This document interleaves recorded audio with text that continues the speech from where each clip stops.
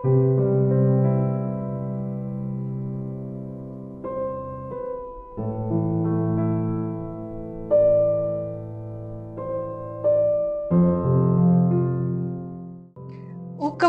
உளவியல். வாங்க நிகழ்ச்சிக்குள்ள போகலாம். இப்ப நம்ம செய்தித்தாள்கள் எல்லாம் வாசிச்சிருக்கோம். லைக் இன்னைக்கு 12ஆம் வகுப்புகள் தேர்வுகள் தொடங்குகின்றன. அதே மாதிரி 10ஆம் வகுப்பு தேர்வுகள் தொடங்குகின்றன. இதே மாதிரி 12ஆம் வகுப்புகளோட முடிவுகள் இன்று வெளியாகின்றன. 10ஆம் வகுப்போட தேர்வுகளோட முடிவுகள் இன்று வெளியாகின்றன. இந்த மாதிரிலாம் ஹைப் கொடுக்கும் போது அது குழந்தைங்களுக்கும் சரி, அவங்களோட பேரண்ட்ஸ்க்கும் சரி, டீச்சர்ஸ்க்கும் சரி, எல்லாருக்குமே வந்து ஒரு பதட்ட நிலைமையை உண்டு பண்ணுது. இது ஒரு பக்கம் இருக்கட்டும். இப்போ குழந்தைங்க வந்து வீட்டுல எக்ஸாம்ஸ்க்கு ப்ரிப்பேர் பண்ணும் போது ஒரு பதட்ட சூழ்நிலை ஏற்படும்.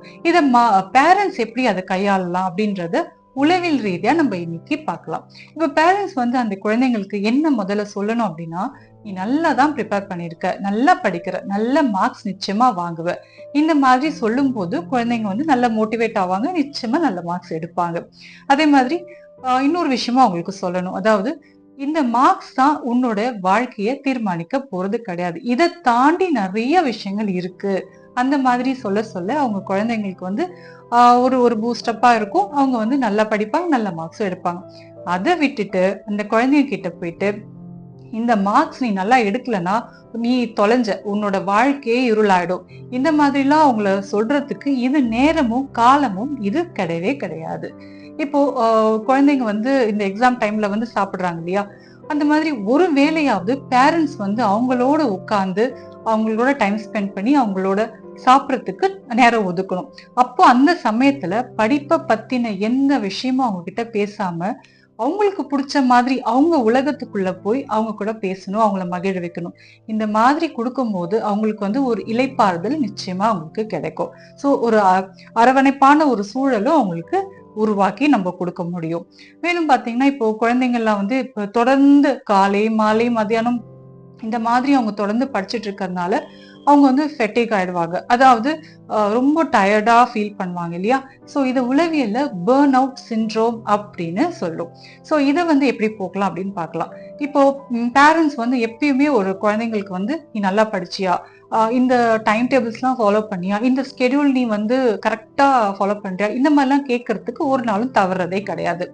ஆனா முக்கியமா என்ன விஷயம் நம்ம ஃபாலோ பண்ணணும் அப்படின்னா, குழந்தைங்க வந்து நல்லா தூங்குனாங்களா, நல்லா ரெஸ்ட் எடுத்தாங்களா அப்படின்னு கண்காணிக்கிறது நம்மளோட கடமை. ஏன்னா இப்ப நான் ரீசெண்டா ஒரு புக் வந்து படிச்சேன், Why Do We Sleep அப்படின்னு சொல்லிட்டு.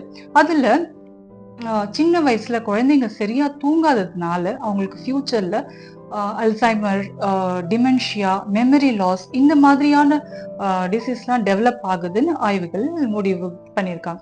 ஸோ அதனால தூக்கன்றது ரொம்ப முக்கியம். தூக்கத்துல தான் பிள்ளைங்க படிச்சதை கன்சாலிடேட் ஆகும் அப்படின்றத பேரண்ட்ஸ் குழந்தைங்களுக்கு எஜுகேட் பண்ண வேண்டியது ரொம்ப முக்கியம்.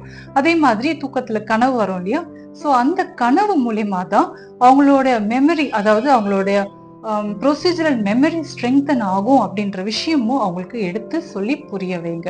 ஸோ அவங்களுக்கு தூக்கன்றது ரொம்பவே ஒரு இம்பார்ட்டண்ட்டான ஒரு விஷயம். இப்போ வந்து பதட்டம் இருக்கிற பசங்க இருக்காங்களா, பதட்டமும் பயமும் கலந்து அந்த எக்ஸாம் டைம்ல இருந்துச்சுன்னா அது ரெண்டு ரெட்டை குழந்தைங்க மாதிரி, அந்த பதட்டமும் பயமும். அப்படி இருக்கும்போது அவங்களால சரியா பெர்ஃபார்ம் பண்ண முடியாது. ஸோ இதெல்லாம் இல்லாம குழந்தைங்களை பத்திரமா பாத்துக்கிறது பேரண்ட்ஸ் ஆகிய நம்மளோட கடமை.